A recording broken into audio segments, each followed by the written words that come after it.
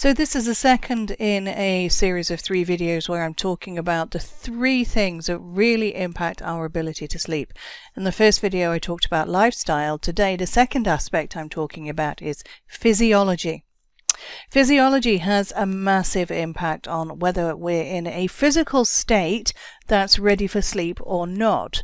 And you can usually tell how your physiology is affecting you literally by checking in with your body and asking yourself, how are you feeling? So the times when you are wide awake, and you might not be anxious or on edge, but you really are just wide awake. That's a time when your physiology is just not ready for sleep. Your brain and your body is not expecting sleep, and you are not in a physiological state producing the right chemicals and hormones that mean you can just drift off gently. And you can add to that issue by having things like anxiety and stress and feeling on edge, feeling frustrated.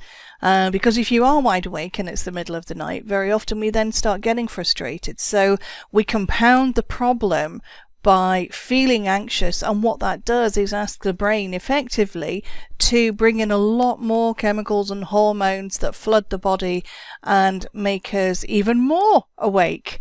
And we call that a stress response or an anxiety response or whatever. It doesn't really matter what we call it, but we're in a stress state. And when you are in a stress state, then your body is not prepared to sleep. And this is a very natural thing that happens because as human beings, we've evolved to have the fight and flight response that you may have heard about. It's the physiological response where the brain sees something that's threatening and says, right chaps, we need to be as physically fit and strong and as fast as we can be to run away from this danger or to hide from it or to fight it, and hence it's called the fight and flight response.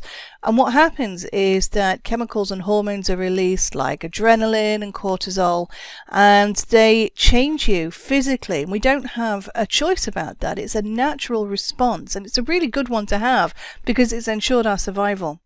The problem is that when we don't recognize that we're in the stress state, and many of us go through life existing in that stress state more often than not, when we don't recognize what that actually feels like, and it's time for bed and it's time to sleep and we're wide awake and then the frustration builds, we're kind of compounding that, and it's entirely possible to bring about a change in our state, to move from the stress state, from the fight and flight mode, into a calm state.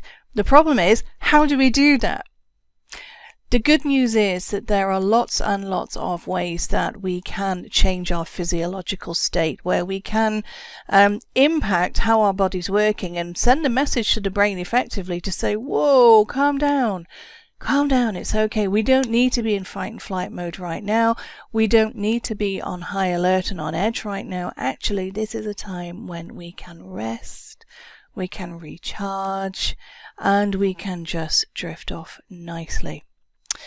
There are tons and tons of different ways of achieving this, and you might already have some relaxation exercises that you do yourself. If you do, I would love to hear about them.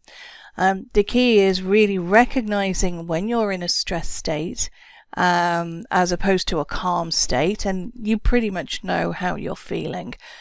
You'll know that that's the case when you check in with yourself and ask, how is my body feeling? Am I feeling rested? Am I feeling like I'm, able to leap tall buildings in a single bound? If that's the case, you're probably not in a restful state, in a calm state. So what do you do to get yourself into that calm state? Are there exercises that you already know? Maybe you do breathing exercises. Maybe you do some grounding exercises. Maybe you might do some journaling or talk things through with someone if you've got a lot of stuff that's going through your mind.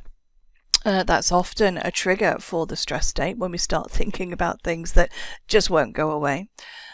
There are lots of different ways that you can effectively reset your nervous system and take yourself into a calm state. And when you've cracked that ability, then even if you are feeling quite wide awake, it is entirely possible to lull yourself into a much calmer state where sleep becomes much more likely.